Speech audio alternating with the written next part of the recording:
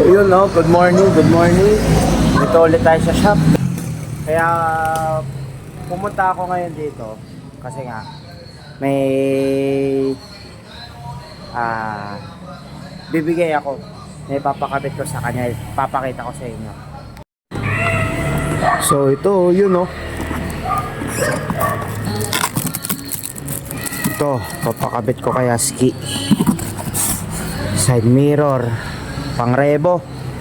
At ayun, kamustahin din natin si Husky. You know, lalo siyang muka. Tanggal na yung pinto. Dito ako natuwa.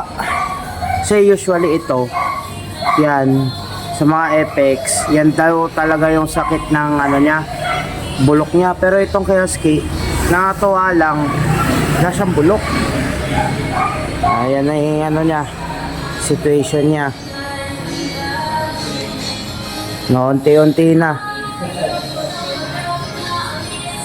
Ayan, fender. Yung pinto, wala na. Ayun.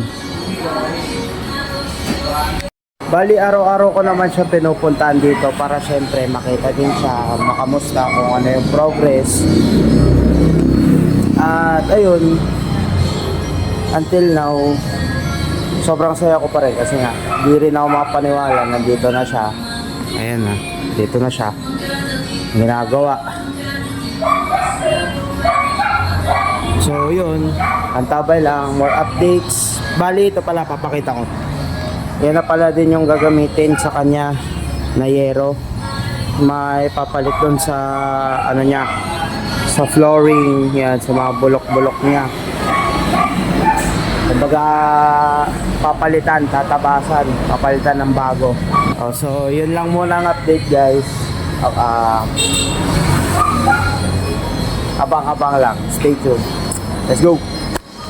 So yun, good morning. Ito ulit tayo sa shop. Bisitahin natin itong alaga natin. Ito na siya. Yun know. Part out na. Ayan ang restore. Pad na. Sana maupuan. Update kay Husky Boy. Tanggal na lahat.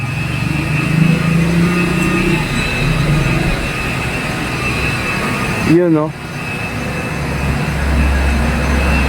Ayan naman, pagkano papatanggal din yan, tatanggalin din yan kasi yung bubong, gagawin din yung bubong. So yun, ito na yung loob niya. Yan, papalitan yung flooring.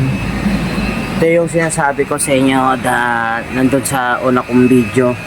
Yung ginawa kasi dito nung pagpagawa namin dati, ito yung yero, ginawa namang kwadrado, tapos tapal-tapal lang. Ayun, ngayon naging kalabasan.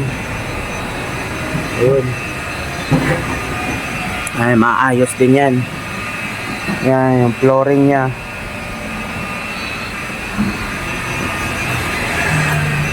Ayun, babaklasin na.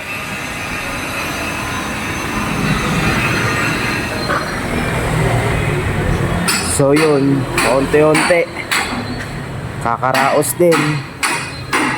Ayun, makina. Wala pang masyado na ano. Ayan. Itong windshield, tatanggalin din yan. Masalamin. Kasi dito, alam ko, yun, yung may bulutong. May bulutong. Tsaka dito dati, nung nagpagawa kami sa Agila, may kalawang na rin. Ayan. Ayan, hollow shell na lang. Yun, abang-abang lang. Abang-abang lang sa mga mangyayari sa kanya. So yun, saya ako sa nagiging outcome. So finally, pagawa na din natin. Pagawa na rin si Husky. Ayan. Hanggang dito na lang muna yung vid. Peace.